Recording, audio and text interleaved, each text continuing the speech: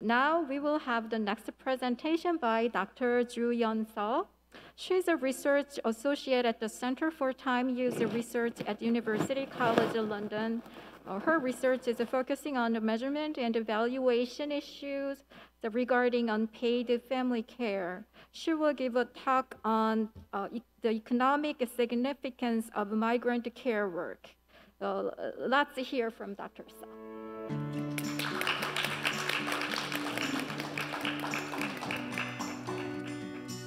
Hello, everybody. Thank you for waiting. I'm just moving the podium. Okay, so I don't see the PowerPoint on this.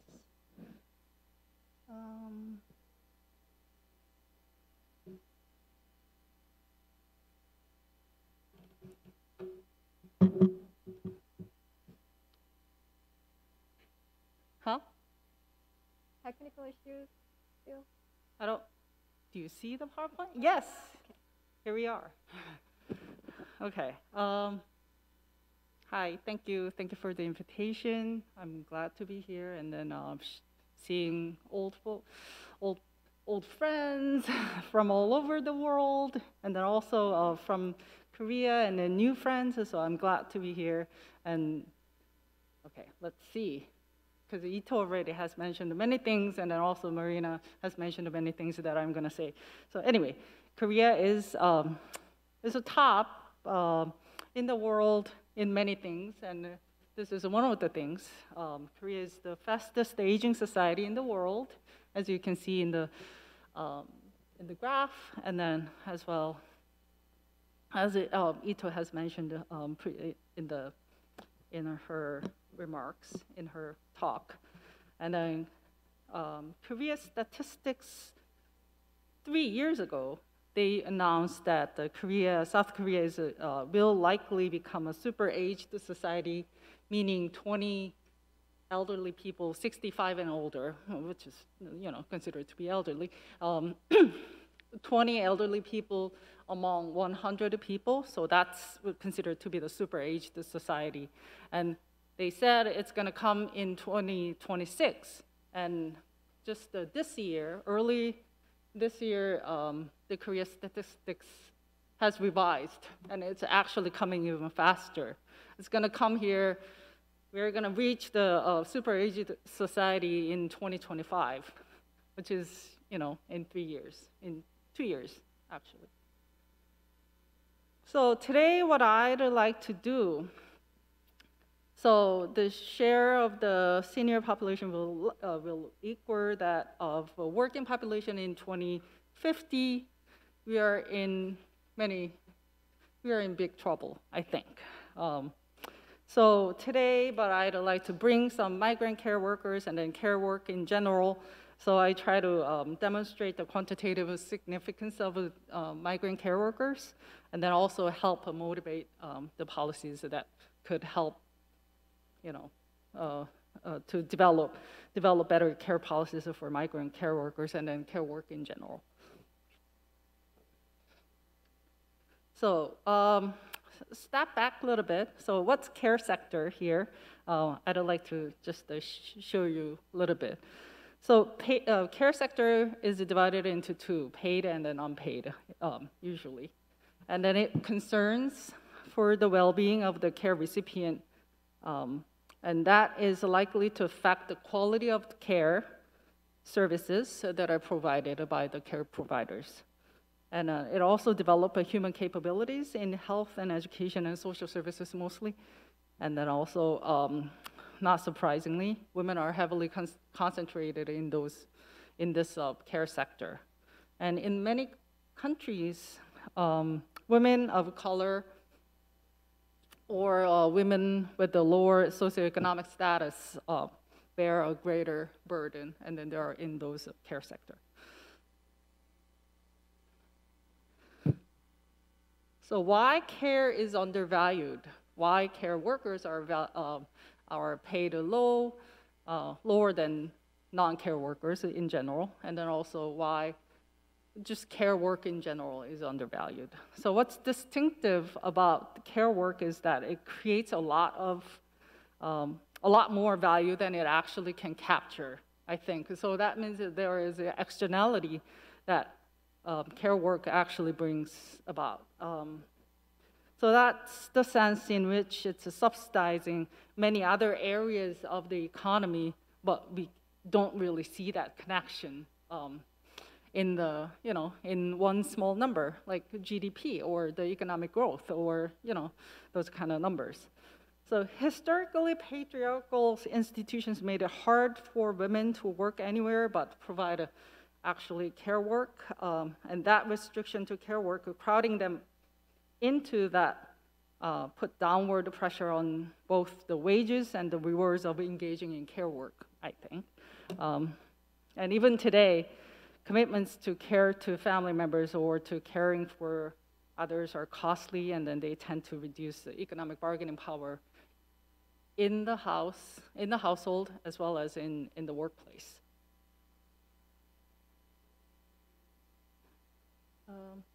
So there is an important report that I want you to take a look at, and it's a 2018 ILO Care Work report, and it covers so much. And it's still one of the top reports that I think we all should read if you're interested in care work and if you want to study in care work. And this report, in this report, paid care work is defined as work performed for pay or profit by care workers. And they comprise a wide range of personal care services, such as nurses, teachers, doctors, personal care workers, domestic workers who provide both direct and an indirect care in the households are also part of the care workforce. So, as I said earlier, the paid component in the care services, long-term care services, education, including early childhood development and yada, yada, yada, the number corresponds to almost 400 million workers in the world. So they're all in the care sector. That's the total number of people, that's the estimated number of people working in the care sector, which is representing almost 12% of the global employment and about 20% of the global female employment and 6.6% of global male employment.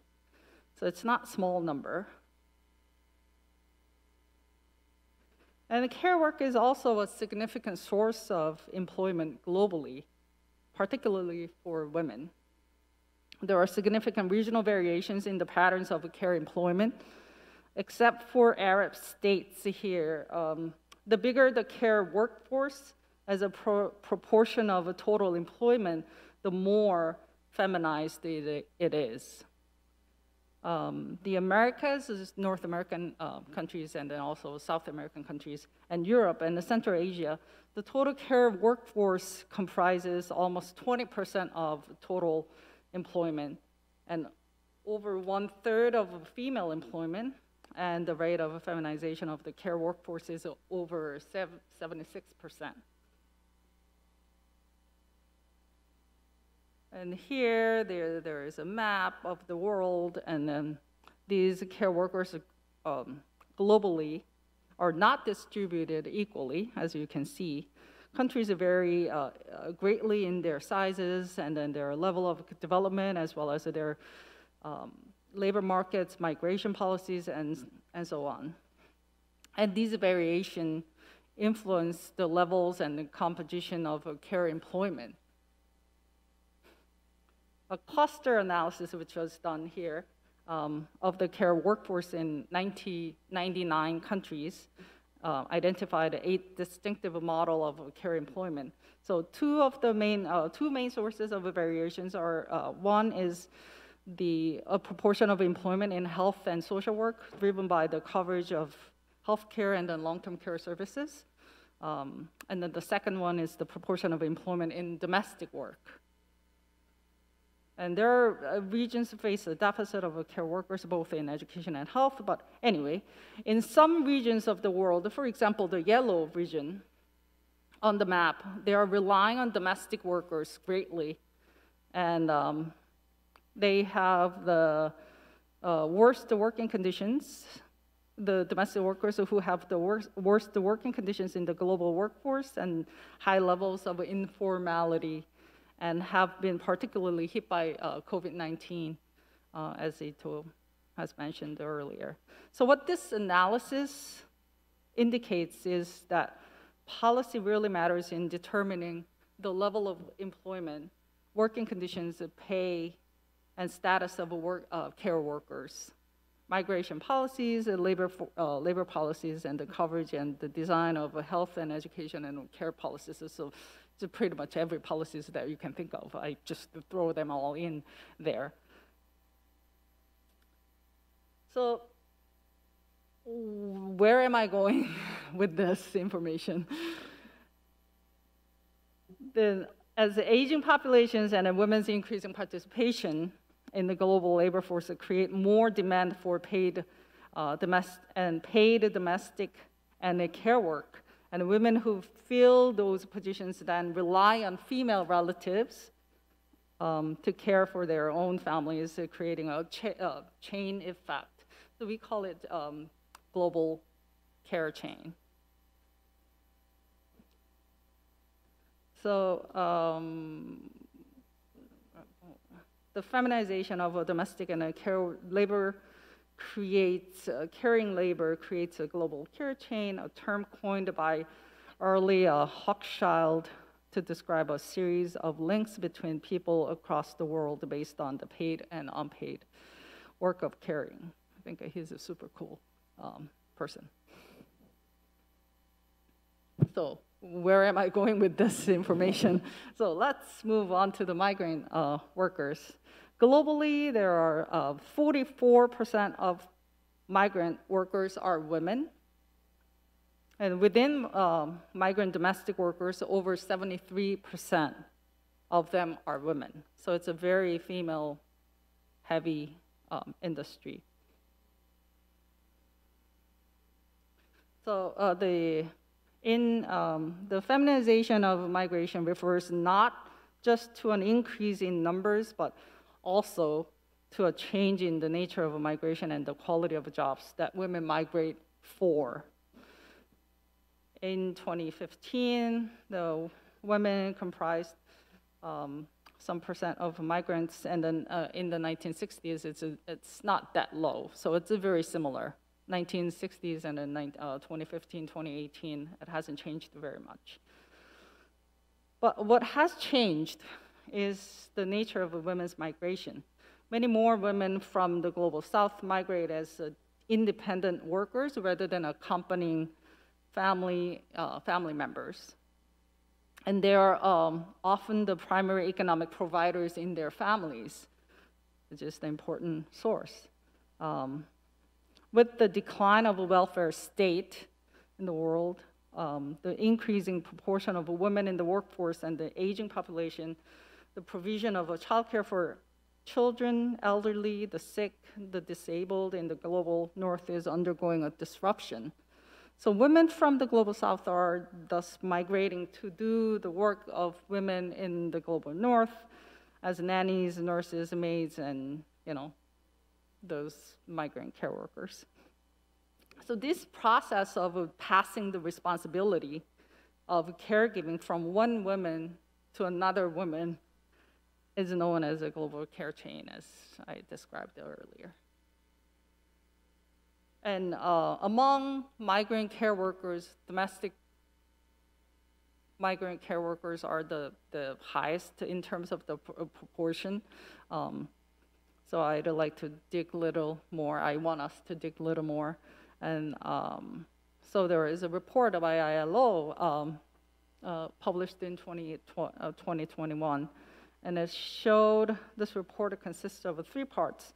First part provides a global and regional estimates of the number of domestic workers, and then also it provides the domestic workers, the laws and then the labor laws that are covered for the domestic workers, and then also look at the implementation of those laws that are for the domestic workers.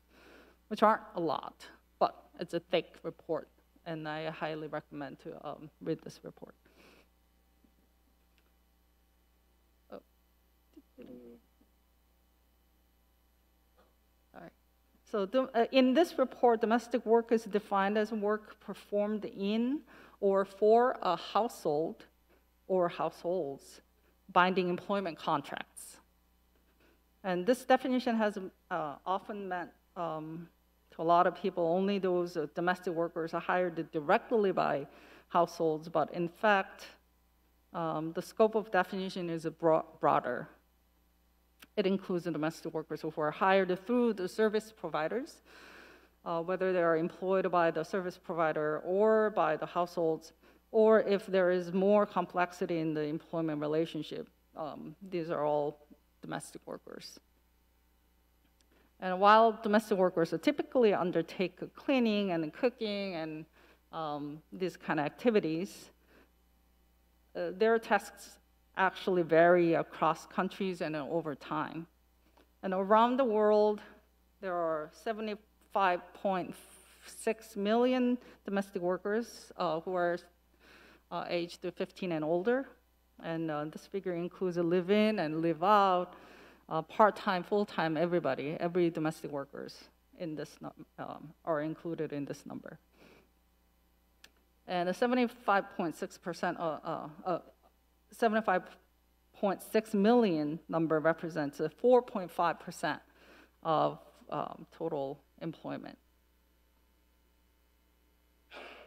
And there is a gender division, as you can see. Women continue to make up the majority in this sector, in this domestic workers. So 76.2% of total domestic workers are women. What that means, a quarter of domestic workers are actually men, which is really surprising to me, because me as a person coming from Asian country, one of the Asian countries, so it was pretty surprising. But as you can see on the right-hand side graph, the Arab states, because of the culture in that country, we see a lot more male domestic workers working in the Arab states. So what do we do with all these numbers? Well, I said I'm going to talk about demonstrate the economic significance of the domestic workers, migrant workers, migrant care workers. So what do we do with this number? And I try to find I try to conduct a study on my own, and then I failed greatly, and then I'll tell you why in a moment. But I try to find the study that was done, and I found the study.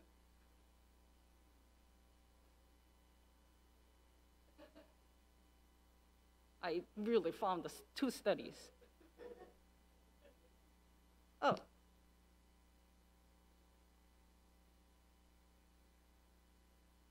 Okay.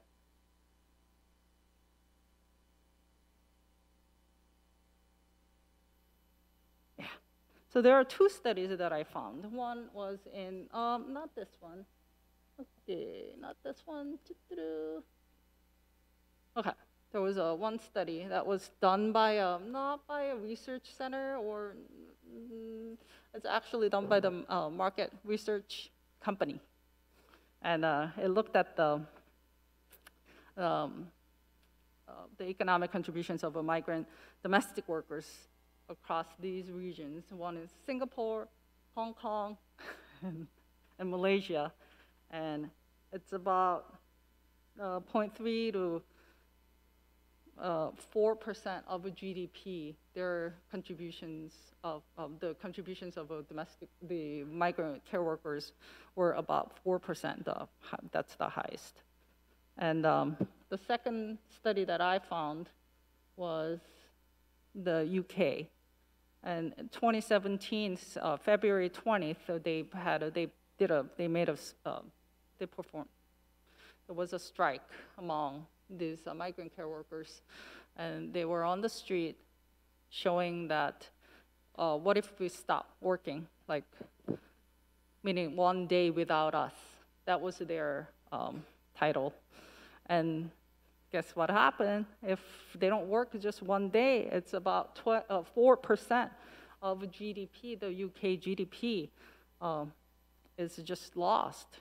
So their economic contribution is a lot in those countries. And then also, like, the reason why I couldn't conduct the study for Korea is because I couldn't really find the statistics showing how many migrant care workers working in Korea. There are so many informal migrant care workers paid under the table, and just informality is just so often happening everywhere. So I just stopped right here. The only thing that I could find was like there are maybe about 60,000 to 8,000 migrant care workers in Korea, which is small. But the unofficial number that I also found was about 500,000 migrant care workers. So there is a big gap between this pretty official number and then unofficial number. So as Marina also mentioned, I rather answer questions. I want to ask some questions. So how can we measure? How can we value? How can we measure these informal migrant care workers? And how can we bring them over to one nice statistics? So anyway, I'll stop here. I took up too much time. Okay, bye. Thank you, Dr. Seo, for the presentation on the global picture of the migrant care workers and its economic values.